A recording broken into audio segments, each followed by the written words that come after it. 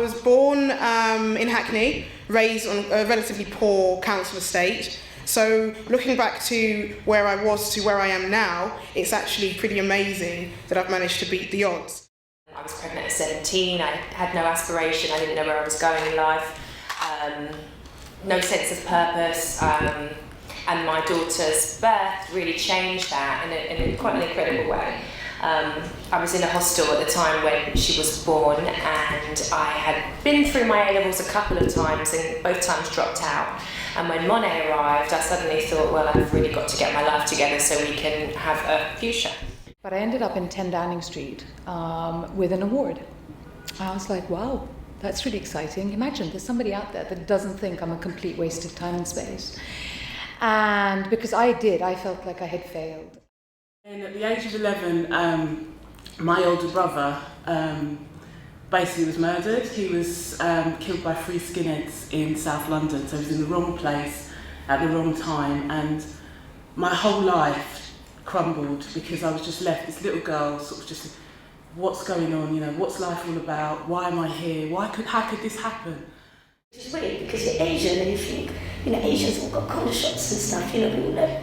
But actually I didn't, especially being a woman, you're very protected from all that. So for me, the journey, so from 27 on, which was 10 years ago, you're meant to go, nah! So for the last 10 years, it's really been the struggle to find out who I am. Well, there may well be learning points from the journeys of our panellists that you might want to be asking about. How did you do this? How did you start? Where did you find the money? How did you keep going? How did you balance this and that? Whatever those questions might well be. But there also might be in a classic question time type of style. There might be questions about things that are going on at the moment that you might want to have a view about. Power of networking. Networking goes without saying because I followed Precious and other networking groups throughout my business career, but I didn't pinpoint specifically people. I didn't, you know, link up with Felipe properly and say, actually, Felipe, I loved what you've been doing. I always felt too small, too nervous, and she wouldn't have the time. Look at her. Do you know what I mean? Even though the resource was there and what she was doing was about bringing people together, I would never have emailed Felipe to say, let me get a one-to-one review because you inspire me. It's only now, in the past few years, that even though I've still got my business, being slightly outside of my business a bit, I've been able to say, okay, you definitely need a mentor, you need a coach if you can afford a coach. You need the people who suck your energy, right? The people who are negative. And the most important thing that you can do when you're embarking on an independent endeavour is to be brutal, cut them people out of your life. I don't care how long you've known them. Cut them out of your life. You don't need people who suck your energy and are negative about you. You know, because our lives are so short, man. I've lived more than half mine. Think about that. You know, so come out and just hang out with people who've got positive attitudes. That's all. Yeah, that's true. I can see that's so true. That's true. Work with people socially, but in terms of getting business advice, because sometimes people will give you dodgy business advice because they're just jealous of what you've achieved so far. So you've got to be very careful, choose your friends in business carefully. And also sometimes you just have to have that self-knowledge, selfishness to a certain degree, and also stubbornness and confidence to say, you know what, I don't think my family are really going to like me doing this, or they're not going to support this, or my best friend might get jealous about this. But for now, because my instinct tells me it's correct, I'm going to go forward. So sometimes you don't need to always air your ideas. Keep it within, and then when you're ready and you're comfortable. You said quite often today that you kind of grew really quickly. How did you manage that? Was that by having staff members, or how did you just manage that acceleration? I think is what I'd really like to know. It's really it's some. Can you hear me at the back? Yeah. It's the thing I love the most about business, and that's the scariest, is it's about how much you grow. That I noticed a long time ago that my business grew as fast as I was prepared to grow, and that it was only ever me that stood in the way of my success. So when you're trying to grow it, it's your fear that you have to manage the most. So if you have children, how do you manage the business with young children? For myself, and I'm in charge of my time, and you do work harder and longer hours, no question, but it's for yourself, so you don't ever resent it.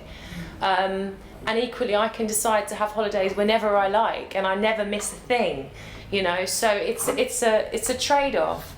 And again, now with the baby, you know, I'm able to, as I was just saying to you, you know, if we have a bad night and he's up 4 times because he's teething, then we'll sleep till 10. But then I'll be on the computer till 3 in the morning just to make up. But I'm in charge, and I don't have to get up and be in anyone else's office. So that's the beauty of it. My offices are the basement of my house. I just get bigger houses, so I have space, right? I mean, it's just, you know, like the house gets taken over, and I still have people who say things like, "Oh, you work from home," and I smile and I think I make more money than you, you know. So, you know, bite me actually. But I left what I was doing to spend time with my kids. My question is kind of, if you were working full time and, you know, in a corporate environment, how did you manage that with, you know, setting up your company?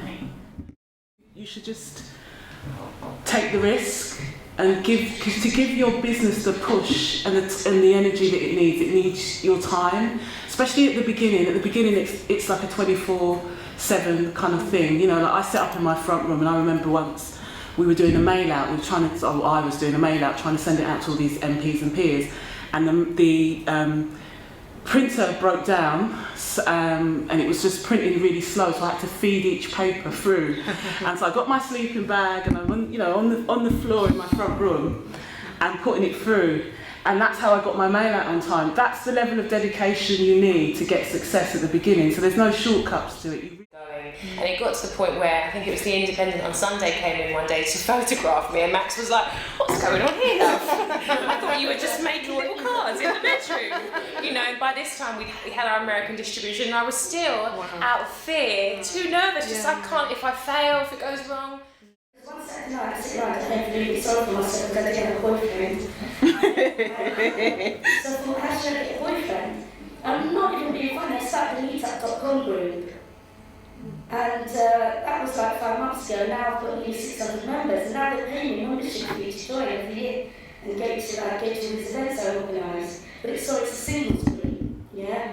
So, and that is growing very, very slowly, but I can see the potential, and I'm not going to rush it. You know, so it's okay to let things happen around me. I dig myself in there a couple of times. A little bit, yeah. One of the things that was really interesting, I kind of was slightly naive, but I kind of knew within myself what worked for me, and I can make it work. So sometimes there's this intuitive thing of just knowing what kind of works for you as a business owner, and it's important to trust that, and that's come through a few times from our speakers. It's important to trust that. Sometimes I think that life will push you. I know in my last job I was working part-time, and I was hanging on for some ideal time, for some ideal amount of money for them to make me redundant. It didn't happen, and in the end I had to jump. And that was great, and I'm glad it did, and I'm glad there's lots of things that didn't work out right, so there's been lots of things that do not go in your favour in business that you learn powerfully. My question is to anyone that wants to answer is, how do you stay current and fresh and keep up to date what's going on in your industry? I mentioned you are also very busy, but how do you stay on top of it all? Thank you. Okay. Yeah, who wants to answer that one?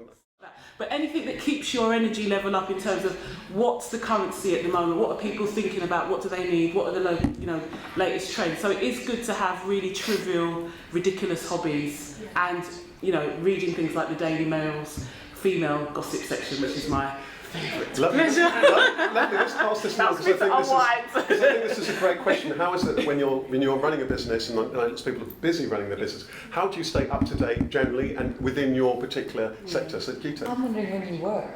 I do all this in the evening. So.